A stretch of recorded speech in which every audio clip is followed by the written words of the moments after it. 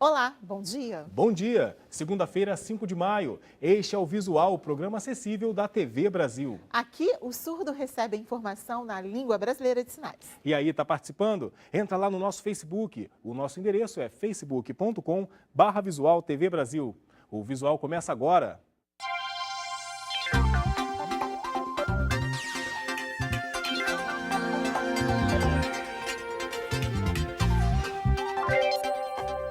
Os brasileiros têm adotado hábitos de vida mais saudáveis. Jonatas, eles estão se exercitando mais e comendo mais frutas e hortaliças.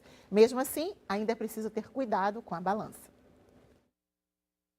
Mais da metade da população brasileira está com sobrepeso e 2 em cada 10 pessoas são consideradas obesas. Os dados são da Vigilância de Fatores de Risco e Proteção por Doenças Crônicas, por inquérito telefônico Vigitel. A pesquisa mostrou também que as pessoas estão se exercitando mais. Foi registrado um aumento de 13% no índice de atividade física comparado a 2009. Os homens são os mais ativos. 4 em cada 10 praticam exercícios quando têm um tempo livre. Já entre as mulheres, 3 em cada 10 fazem atividade física. Apesar de estarem em número menor, a quantidade de mulheres que se exercitam aumentou 24% nos últimos 4 anos. Se você ficar uma pessoa sedentária, né? Não faz nada, acaba você tendo problema nos ossos, problema na saúde toda, né? Então você tem que fazer atividade. Sempre fiz exercício na minha vida, depois eu parei e aí comecei a sentir, porque isso já é genético, né? A hipertensão. Aí começa a passar mal, começa a pegar peso. E volta às atividades físicas, fica leve, dá vontade de não parar mais. Outro fator que colaborou para a estabilidade no índice de pessoas acima do peso e obesas foi o aumento no consumo de frutas e hortaliças. De acordo com a Organização Mundial da Saúde, são necessárias 5 porções por dia. Quase 20% dos homens e mais de 27% das mulheres seguem essa recomendação. Beber muita água é essencial e uma alimentação saudável. Muita fruta, né? Carboidrato necessário, é isso. A pesquisa também mostra que nos últimos 8 anos houve uma queda de 28% no número de fumantes. E foram entrevistadas 53 mil pessoas acima de 18 anos em todas essas capitais e no Distrito Federal. Você vai conhecer agora a história de Pedro Caparelli. Ele tem apenas 6 anos, mas traz a velocidade no DNA. Vamos saber o que esse menino está aprontando nas pistas?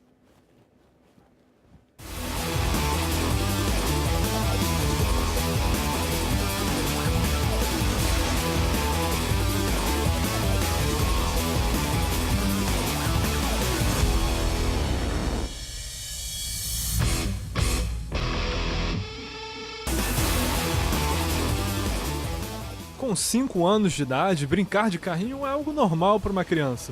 Para o Pedro também. Só que a diferença é que ele foi um pouco além. Começou a andar de kart com a ajuda fundamental do pai, o piloto de Stock Car Cláudio Caparelli. Quando ele levou em Guapimirim pela primeira vez andar de kart com motor sem ser elétrico, eu fiquei um pouquinho de medo, mas eu andei bem.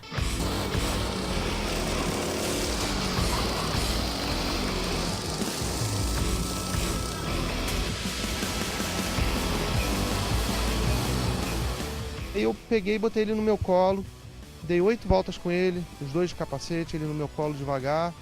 Depois botei ele no outro kart, eu fui no kart adulto e fui devagar na frente dele. E dali em diante ele não quis mais jogar bola, não quis mais fazer jiu-jitsu, só quer saber de andar de kart, né? A fixação virou o combustível para uma evolução impressionante.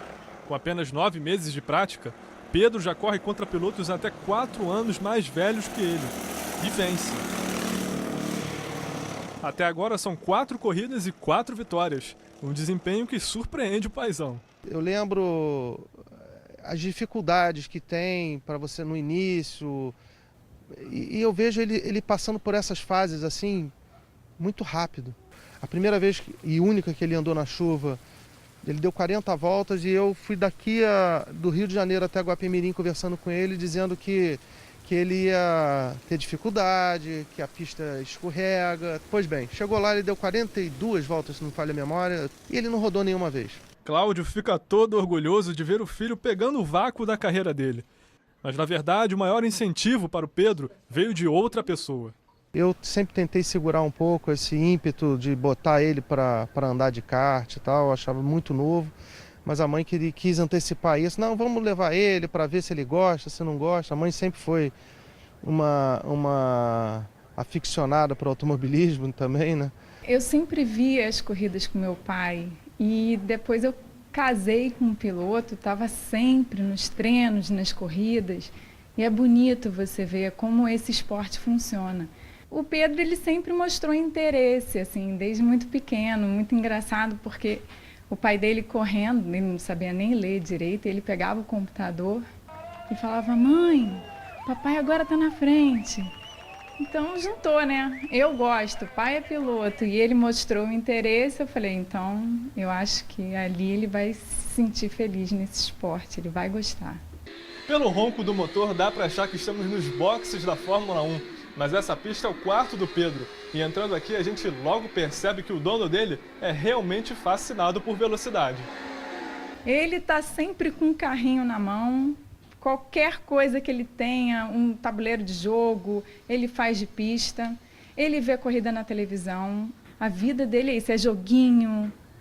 Ele está sempre relacionado com um carro, com corrida. Por enquanto ainda é brincadeira, mas tem tudo para virar coisa séria no futuro. Olha as inspirações dele. Ayrton Senna, Alain Prost e Michael Schumacher.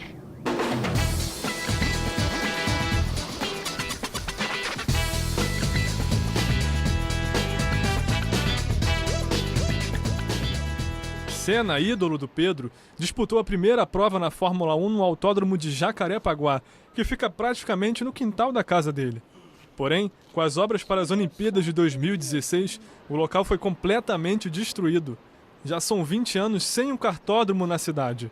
Para o Pedro treinar, ele tem que se deslocar até Guapimirim ou Volta Redonda. E o Rio de Janeiro já foi, na década de 70, na época áurea do kart no Rio de Janeiro, era referência. Eu acho que a gente pode voltar a ser. E não precisa de muito, não precisa de muito. A gente precisa de uma praça esportiva para começar um kart, uma pista de kart na cidade do Rio de Janeiro. Quem sabe um dia ele tem a oportunidade de seguir os passos do ídolo e estrear numa grande categoria em terras brasileiras.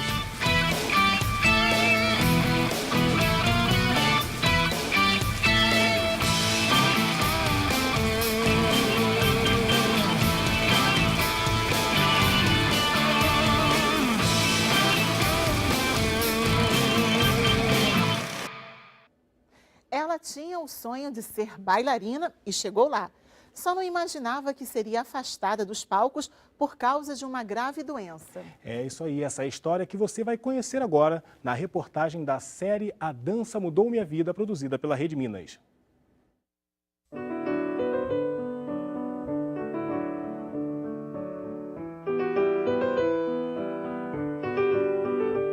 Nas brincadeiras de menina, ela era a bailarina que girava pela casa, até o primeiro encontro com seu público. Eles me viram dançar uma vez na escola, lembro que numa aula de educação física eu saí rodopiando na escola, eles pediram que eu apresentasse uma dança no palco. As apresentações na escola fizeram Ilmara ficar conhecida, mas na infância pobre no interior não tinha dinheiro para as aulas de balé clássico. Ela aprendia os passos e criava as coreografias sozinha, até o dia em que teve a oportunidade de aprimorar a técnica em uma escola na capital. Então, quando eu cheguei aqui em Belo Horizonte e fui fazendo as provas, fui passando. Quando eu fui ver, eu já estava no 11º ano, né? Estava lá no Centro Mineiro de Danças Clássicas. Quando, enfim, se encontra profissionalmente com sua arte, a bailarina é obrigada a interromper seu bailado. Após 5 anos de muito trabalho e dedicação no centro de danças, Ilmara descobre que tem uma doença grave na coluna. Foram 3 cirurgias, 6 meses de internação A bailarina, tão determinada, havia perdido a força nas pernas. Chegou a andar de cadeira de rodas. Os anos se passavam e os progressos eram lentos. Enquanto se recuperava, ela continuava sonhando. A doença havia provocado uma perda auditiva e Ilmara não só superou essa dificuldade, mas a partir dela teve a ideia de criar um projeto para ensinar dança a deficientes auditivos. Em 15 anos de trabalho, o projeto cresceu e inclui também deficientes visuais e crianças sem deficiências. Ilmara desenvolveu uma técnica própria para ensinar dança, um trabalho feito em família. A irmã dela coordena os ensaios e a pequena Maria Clara segue os passos da mãe.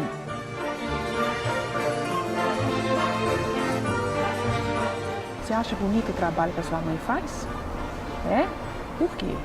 Porque ensina para as pessoas, para as meninas surdas, que não podem ouvir, mas elas conseguem, porque minha mãe sabe fazer libra, e para cego, porque um ajuda o outro.